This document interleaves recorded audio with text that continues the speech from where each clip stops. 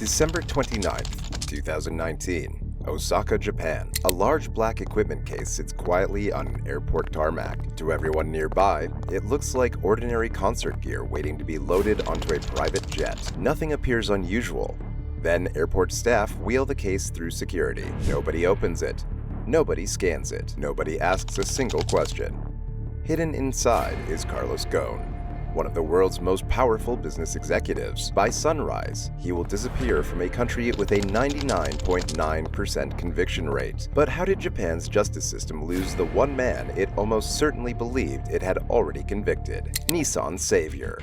Long before becoming the center of an international manhunt, Carlos Ghosn was celebrated as one of the most successful executives in modern business. In 1999, Nissan was struggling financially and facing an uncertain future. Ghosn was brought in to rescue the company, and he quickly earned a reputation for making ruthless but effective decisions. He cut costs, closed factories, and reorganized operations that many believed were beyond saving. Within a few years, Nissan had recovered, and Ghosn became the leader of the Renault-Nissan-Mitsubishi alliance, overseeing a business empire worth nearly $200 billion. To investors, he was a visionary. To employees, he was a demanding but brilliant leader. Everything changed on November 19, 2018. As his private jet landed at Tokyo's Haneda Airport following a business trip, Japanese prosecutors were already waiting on the tarmac. The moment he stepped off the aircraft, they arrested him.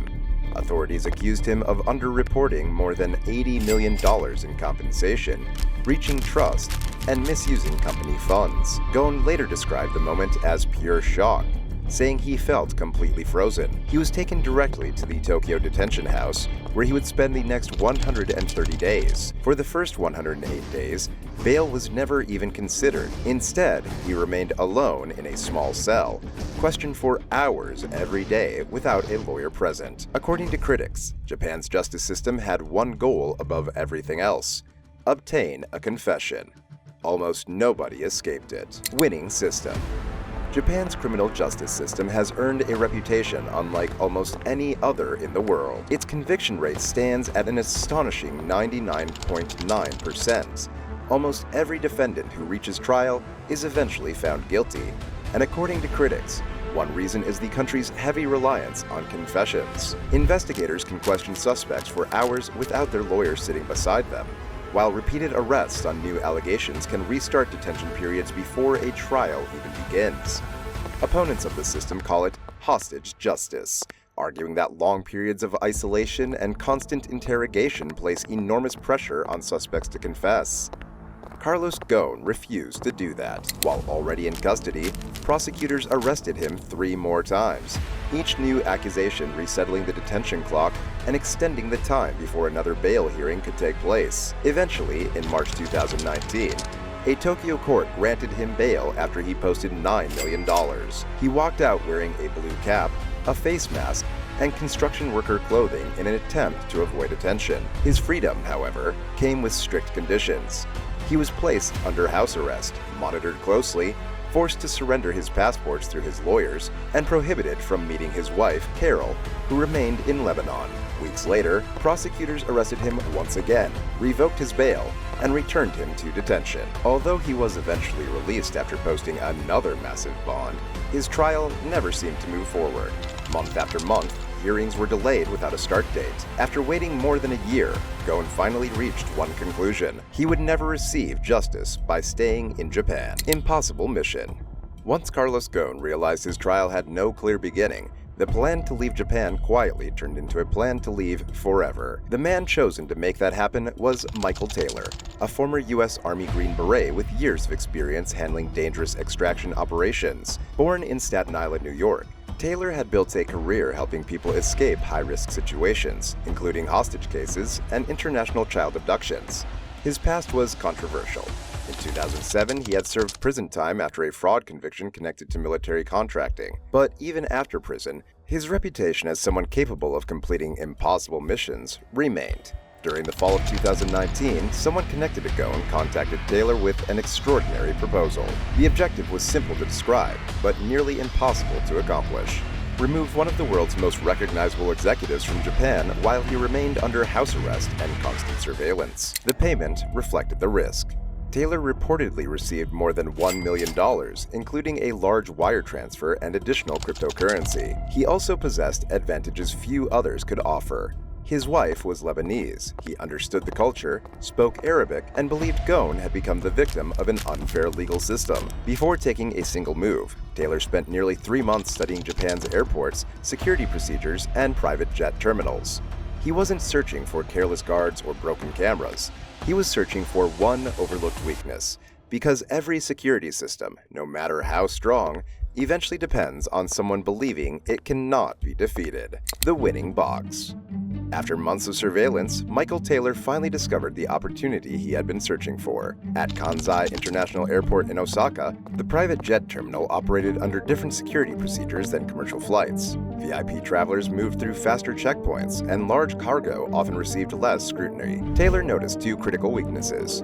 First, the X-ray scanners were too small to examine oversized equipment cases. Second, cargo loaded onto private jets was not always subject to mandatory manual inspection. To most people, these policies simply made travel more convenient. To Taylor, they revealed the perfect escape route. He designed the entire operation around a large black audio equipment case, the same type professional musicians use to transport concert speakers. The container was specially modified with reinforced corners to support weight and small air holes hidden underneath to allow someone inside to breathe. Wheels were attached so it could be pushed naturally through the terminal without attracting attention. Everything about the case appeared ordinary. That was exactly what made it dangerous. Taylor and his accomplice planned to pose as musicians transporting expensive sound equipment onto a private aircraft. There was another weakness they intended to exploit. Taylor had observed that surveillance teams followed suspects through public spaces, but did not continue watching them inside hotels because of privacy restrictions. Once Ghosn entered a hotel, visual surveillance would disappear. From there, every step had already been mapped. Tokyo to Osaka by bullet train, hotel near Kansai Airport, inside the equipment case, private jet to Istanbul, second aircraft to Beirut.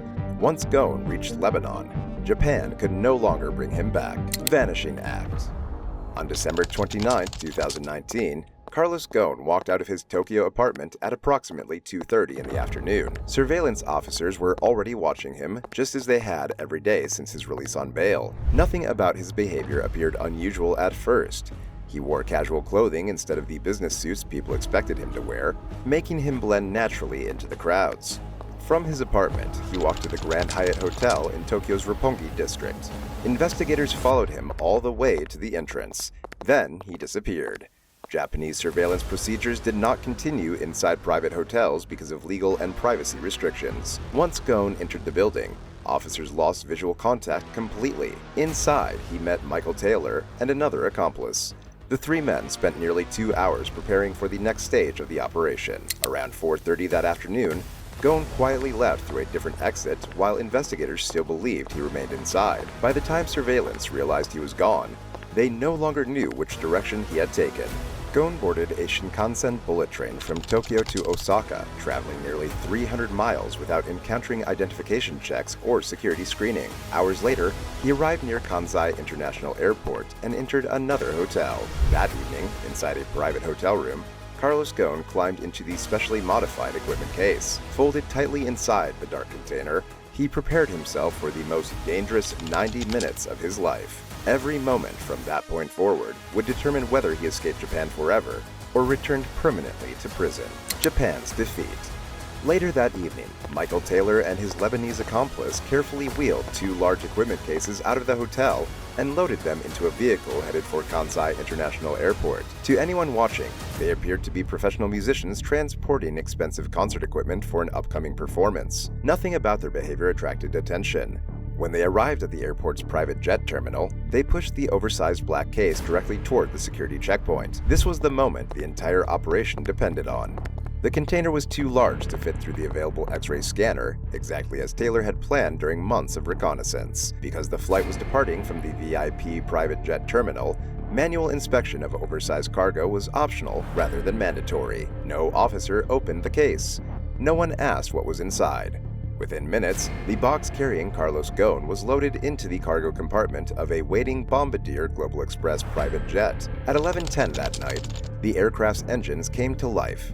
Hidden inside the container, Ghosn felt the aircraft begin taxiing before lifting into the sky. Even after takeoff, he remained trapped inside, unable to move while waiting for the aircraft to reach cruising altitude. He later described those 30 minutes as the longest of his entire life. After an 11-hour flight, the jet landed in Istanbul, where Ghosn secretly transferred to a second private aircraft bound for Beirut. By the morning of December 30th, he had reached Lebanon. Japan's most famous defendant had vanished. The justice system that almost never lost had been defeated by a simple black box, the unreturnable man. By the evening of December 30th, 2019, the impossible had become reality. News organizations around the world confirmed that Carlos Ghosn was no longer in Japan. Instead, he was safely in Beirut, Lebanon. Within hours, Ghosn released a public statement declaring that he had not escaped justice, but had escaped what he described as injustice and political persecution. Japanese authorities reacted immediately. His $14 million bail was revoked. Prosecutors searched his Tokyo residence, and a new arrest warrant was issued. Soon afterward, Interpol released an international red notice requesting his arrest. On paper, it looked like Japan had done everything possible. In reality, none of it changed the outcome. Lebanon does not extradite its own citizens, and Ghosn held Lebanese citizenship. The legal protection was absolute. Japan could demand his return, but Lebanon had no obligation to comply. The escape, however, carried serious consequences for those who helped him. Turkish authorities arrested several individuals connected to the operation, while Michael Taylor and his son Peter were later arrested in the United States and extradited to Japan. Both eventually pleaded guilty and served prison sentences for their roles in the escape. Ghosn remained beyond Japan's reach.